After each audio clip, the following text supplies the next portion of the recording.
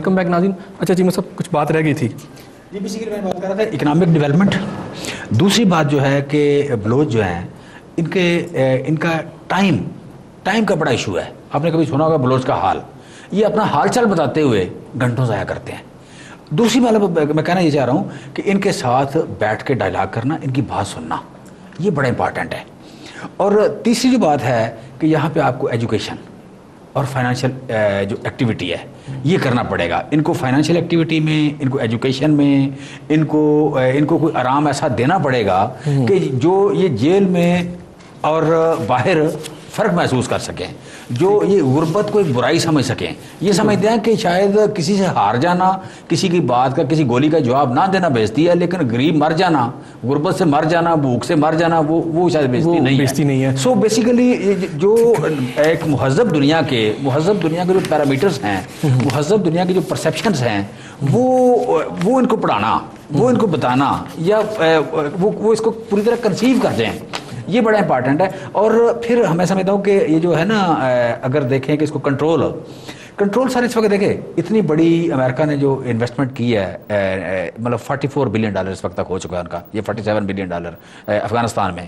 لیکن آج بھی وہاں سے کوئی 6ٹھی کلاس کا اسکول نہیں ہے, 5ویں تک کا اسکول ہے. انرولمنٹ جو ابھی تک ہوئی 8 ملین ہوئی ہے. میں جی صاحب آپ کی طرف بھی آتا ہوں. میں ذرا چاہتا ہوں کہ بریگیڈیئر فاروق حمید صاحب سے بھی پوچھ لیں. اچھا جو انہوں نے بات اکنامک فیکٹر کی دیکھیں, ہم یہ دیکھتے ہیں میرانی ڈیم, گوادر پورٹ اور ریکوڈک. اب ریکوڈک تو لیٹسٹ نکلا, اور یہاں تانبے کے ذخائر دنیا کے بڑے ذخائر میں سے ایک مانے جا رہے ہیں اس وقت. وہ چلی سے بھی زیادہ ہیں, اور اس کے علاوہ ایران کے اندر بھی جو تانبے کے ذخائر ہیں, جو دنیا کے بڑے ذخائر سمجھے جاتے ہیں, ان سے بھی زیادہ ہیں.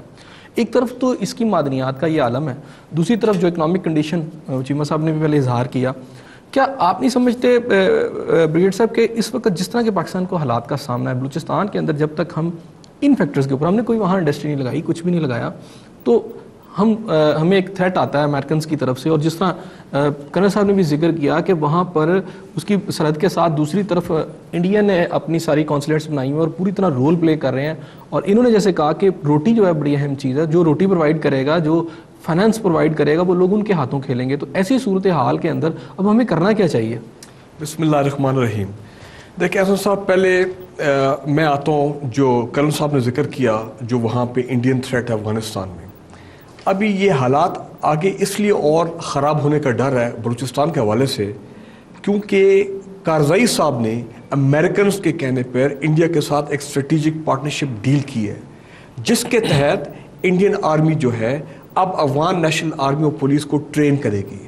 اس کا مطلب یہ ہوا کہ اب افغانستان میں آئندہ آنے والے وقت میں ہم دیکھیں گے کہ انڈین ملٹری پریزنس جو ہے, انڈین ملٹری ایڈوائزرز ہو گئے, انڈین انٹیلیجنس ایڈوائزرز ہو گئے, ان کے آپریٹوز ہو گئے, ان کی پریزنس اب وہاں پہ بڑھ جائے گی. جب افغانستان میں انڈین پریزنس بڑھے گی, جس کے بارے میں پاکستان کو شدید جو ہے وہ تحفظات ہیں, پاکستان نے بہت کئی مرتبہ امریکن کو کہا ہے کہ ہم اس قسم کے ارینجمنٹ کو ایکسیپٹ نہیں کریں گے افغانستان میں, کیونکہ ایک Afghan army which is trained by India, وہ پاکستان کی قومی سلامتی کے لیے معاملہ ٹھیک نہیں ہے. کیونکہ اگر اسی طرح کی آرمی اسی انڈین ٹرینڈ مائنڈ سیٹ کے ساتھ وہ پاکستان کے بارڈر پہ آتی ہے, چاہے فاٹا میں چاہے بلوچستان میں, وہ پاکستان کے لیے ٹھیک نہیں, کیونکہ تقریباً 3-3.5 لاکھ آرمی کو ٹرین کر رہے ہیں. ایک تو یہ بات. اس کا مطلب یہ ہے کہ اگر یہ حالات اسی طرح چلتے ہیں ایگریمنٹ کے مطابق, تو بلوچستان میں جو اس وقت انفلٹریشن, دراندازی, اور وہاں پہ جو جوائنٹ, میں کہتا ہوں ایک ٹرائیلیٹرل انڈیا, یو ایس اور افغانستان, جو مل کے ان کی بالکل رائٹ انڈر دیئر نوز یہ جو انڈینز افغانستان میں انسرجنسی کو سپورٹ کر رہے ہیں, یہ معاملہ اور شدت اختیار کر سکتا ہے, اور بلوچستان میں آگ لگی رہے گی, بلکہ حالات اور خراب ہوں گے. بلکہ میں تو کہتا ہوں اس سے اور کیا خراب ہوں گے کہ اب آپ دیکھیں کہ انہوں نے ایسے سیکٹیرین سچویشن کریٹ کی ہے وہاں پہ کہ کوئٹہ کے باہر جو ہے ہزاراز کو بار بار ٹارگٹ کیا جا رہا ہے. ایک چیز یہ.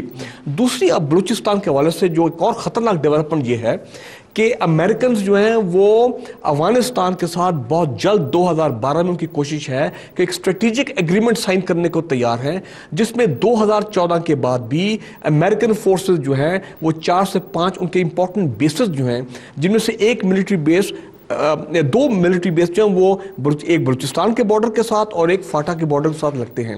وہاں پہ وہ اپنی ایک سائزبل پریزنس ٹوٹل تقریباً 30 سے 35,000 فوجی رکھیں گے. اپنی ایئر پاور بھی کنٹرول جی کریں گے, ایئر پاور بھی ہوگا, گراؤنڈ فورسز بھی ہوں گے. اب ظاہری بات ہے ان فورسز کا وہاں رہنا, انڈینز کی زیادہ موجودگی وہاں افغانستان میں, یہ پاکستان کے لیے کوئی کمفرٹیبل سچویشن نہیں ہے آئندہ آنے والے وقت میں.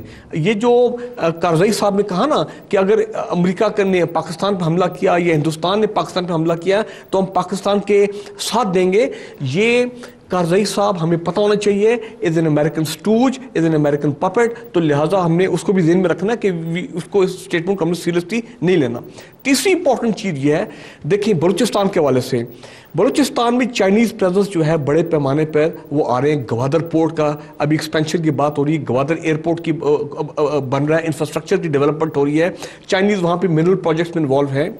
ہماری پرسپشن یہ ہے کہ امریکن جو ہیں وہ بلوچستان کو ایک انٹرنیشنل کوریڈور کے طور پہ دیکھتے ہیں جو ان کو عربین سی سے افغانستان اور سینٹرل ایشیا تک کنیکٹ کرے گا.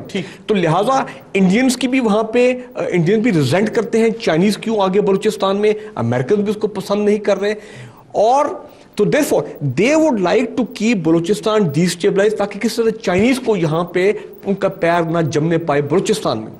اگلی بلوچستان کے حوالے سے خطرناک سینیریو یہ بن رہا ہے کہ امریکن چاہتے تھے کہ ہمیں کوئٹہ میں کونسولیٹ کی اجازت دی جائے, جو کہ پاکستان کے سیکورٹی اسٹیبلشمنٹ نے کہا ہے کہ ہم آپ کو, جو آپ کے ارادے خطرناک ہیں, ارادے آپ کے نیک نہیں ہیں, لہذا ان کو کوئٹہ میں جمنے کی جو ہے وہ فٹ ہولڈ کی اجازت ہم نہیں دیں گے. ایران کے حوالے سے اگر امریکنز بلوچستان میں اپنی فٹ ہولڈ کسی طرح بنا لیتے ہیں یا افغانستان میں وہ اپنی پریزنس بڑی کر دیتے ہیں تو وہ ایران کو انسرکل کرنے کا, ایران کے ساتھ چھیڑ چھاڑ کرنے کا ان کا ٹھیک ٹھاک پروگرام جو ہے نظر آتا ہے. ابھی دیکھیں ہلری کلنٹن نے کیا کہا اس وزٹ میں, اس نے کہا ایسی خبریں جی امریکن جو ہیں وہ تیاری کر رہے ہیں ایران پہ حملہ کرنے کی. جی دیکھیں نا آج کل بڑے ٹینشن چل رہے ہیں. اب دیکھیں ہلری کا جملہ دیکھیں, اس کو ہلری کلنٹن اور امریکن کو معلوم ہے کہ Iran Pakistan gas pipe line جس نے بلوچستان سے آنا ہے اب تل ملتان اور گوادر تک بھی جانا ہے اور ہو سکتا ہے آگے چائنا تک بھی چلے جائے, کہ یہ پاکستان کے انرجی انٹرسٹ کے لیے کتنی ضروری ہے. لیکن ہلری صاحبہ کہتی ہیں کہ Iran is a dangerous neighbour, اور ابھی بھی وہ Iran Pakistan gas pipe line کو اپوز کر رہے ہیں. تو یہ تو میں کچھ سینیریو بنا رہا ہوں کہ بلوچستان کے حوالے سے امریکنز کے اپنے انٹرسٹ ہے.